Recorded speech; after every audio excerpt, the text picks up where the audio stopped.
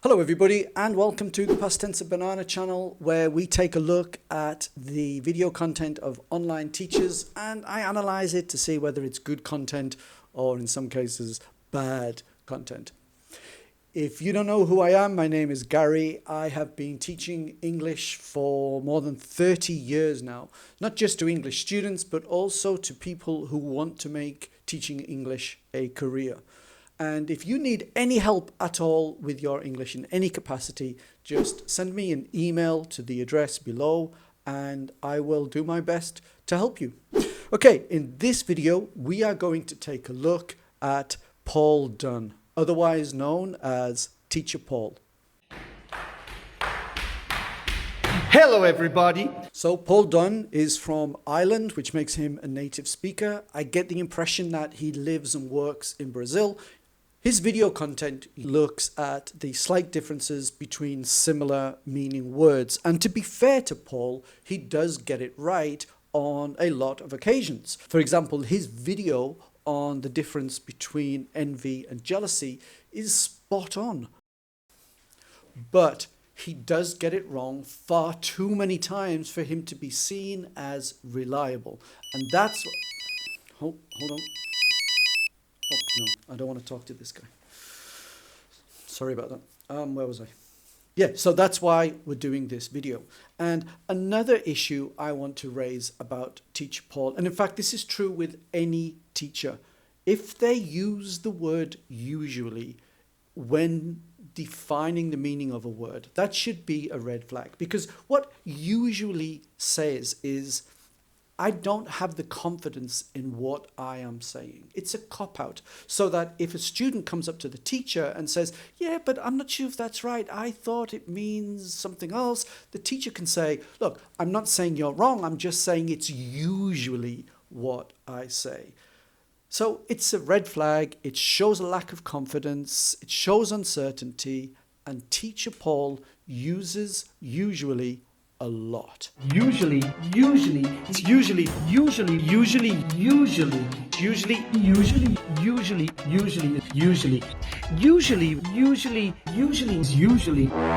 generally. Teacher Paul has a tendency to use the word he is trying to define in order to try and define it. Happy would be a little happier than glad. To fall is the action of falling, which is no use to anyone. And there are occasions when Teacher Paul just simply gets it wrong. And in this video, we're going to take a look at some of those examples.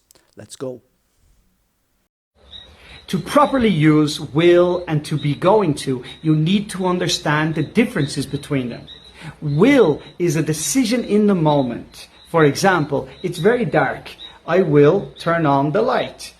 I made that decision in the moment, so I need to use will. Okay, that's wrong. It's suddenly gone dark. I'm going to turn on the light. I don't know why he's trying to explain this as being a decision in the moment. It's not true. Will can also be your opinion. I think it will rain tomorrow. I'm looking out the window and I think it's going to rain tomorrow. I don't know what this guy is talking about. This guy is making no sense at all. Now, to be going to is a plan. It's a plan. I am going to buy a car next year. I'm saving my money. It's my plan. I'm going to buy a car. I will buy a car next year. I've made that promise to myself. To be going to can also be an opinion based on fact and information. Good. Every single opinion we have is an opinion based on fact and information. It might be a bad interpretation of those facts and information, but literally every opinion we have is that. And he said that if we have an opinion, we use will. If we have an opinion based on fact and information, we use going to. It's crazy what this man is saying.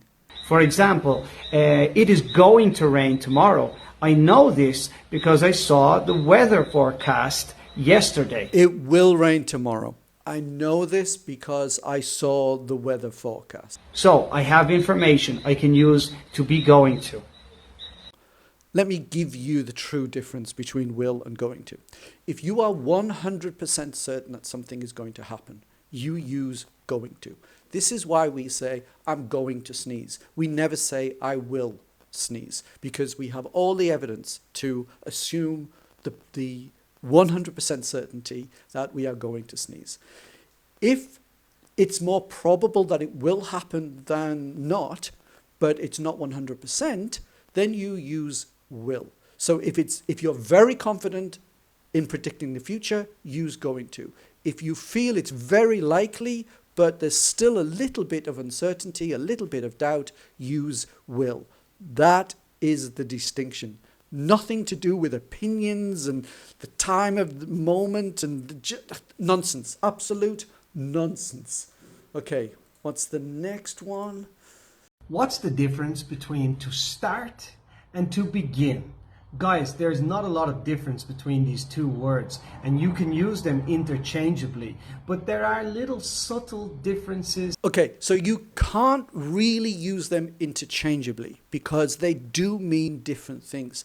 You can use them in the same sentence structure, but they're not interchangeable because you are expressing a slightly different meaning when you use start or when you use begin. To start is more informal, okay? You start something that doesn't have a long duration. If any teacher uses the definition of a word, the distinction of a definition of words as formal or informal, you need to be very suspicious of them as a teacher. There are very few words in English that have that true distinction. Perhaps, I don't know, like gentlemen or gents, that would be one of the ladies and women, that would be perhaps a distinction between formal and informal. But there are a very small number of words that have that distinction of formal and informal. And start and begin are certainly not in that group. It is much more to do with, in fact, it is only to do with the duration of commencement, which, to be fair, Teacher Paul does mention in this video, but it has nothing at all to do with the level of formality. If you want a more detailed understanding of the difference between begin and start, then watch this video. Hey, you, come here. What's the difference between nearly and almost? I don't know. I'm going to guess that that is the most correct statement he makes in this video. Can you tell me? I can tell you. And I'm going to guess that that is the most inaccurate statement he makes in this video. Okay, they're very, very similar. Nearly and almost both mean that something is close to completion or something is close to happening. But there are little differences. When I use almost, it gives the idea that something is inevitable, that it will happen. For example, No, it doesn't. That almost and nearly have got nothing to do with inevitability. I have almost finished studying for the day.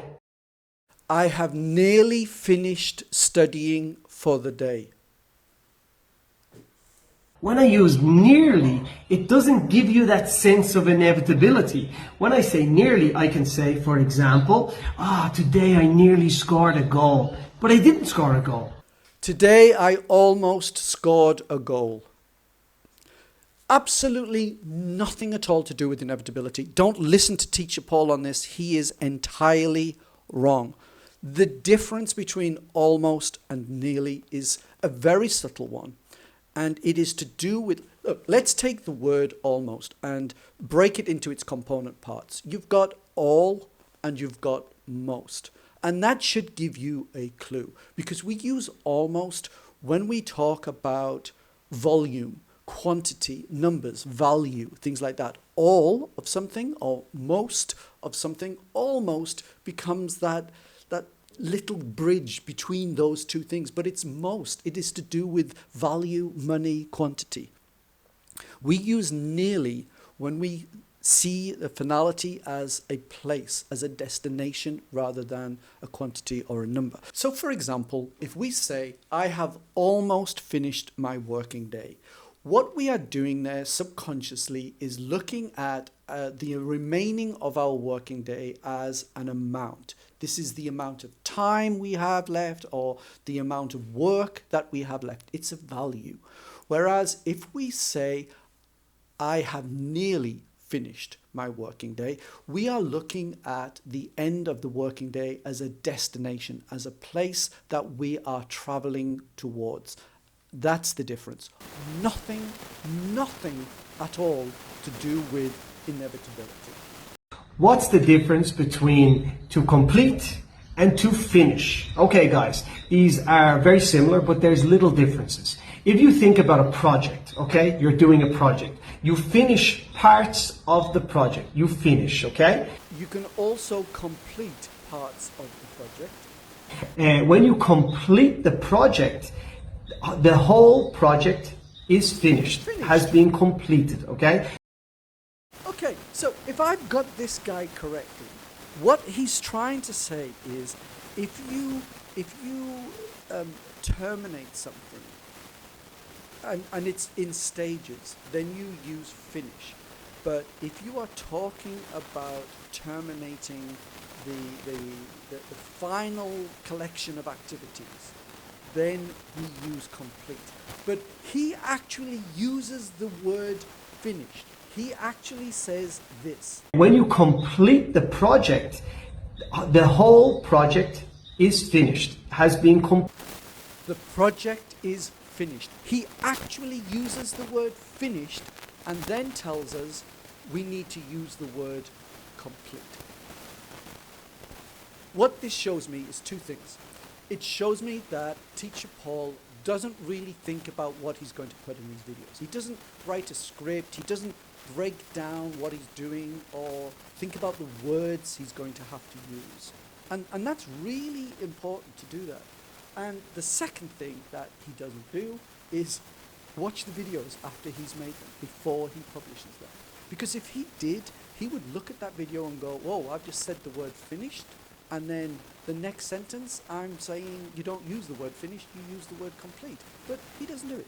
I mean, I'm not even going to look at any more of this video. It is very clear this guy doesn't care about this video, doesn't care about his content, so why should I? Teacher Paul here. And guys, today we're going to look at the differences between the words each and every.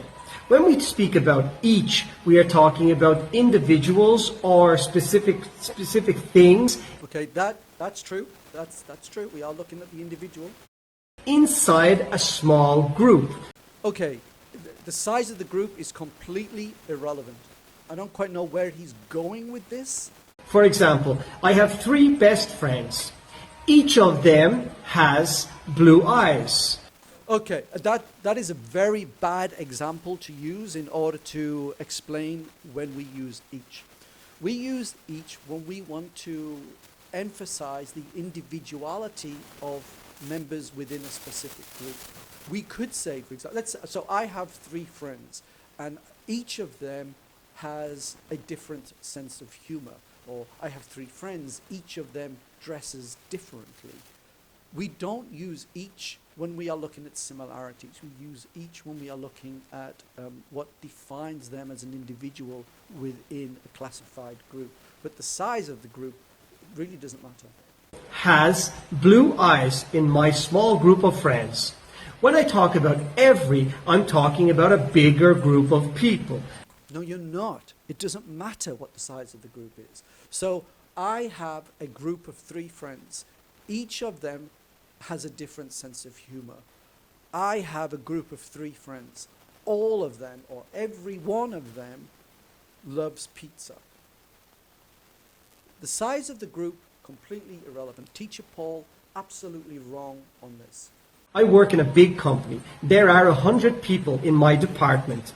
Every one of them works very hard. Okay, so what he's done is he's given the example of 3 people, and then as a small group, and then he's given the example of 10 people, 100 people rather, as the big group. So my question to you, Teacher Paul, if you're watching this video, is when does a small group become a big group? Is it 4? Is it 99?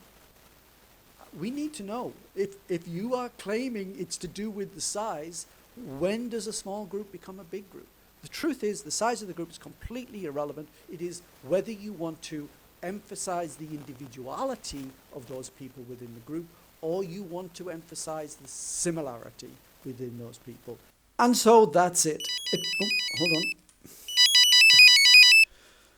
Yes, Teacher Paul, what is it? Are you going to study with Teacher Paul, or what? No.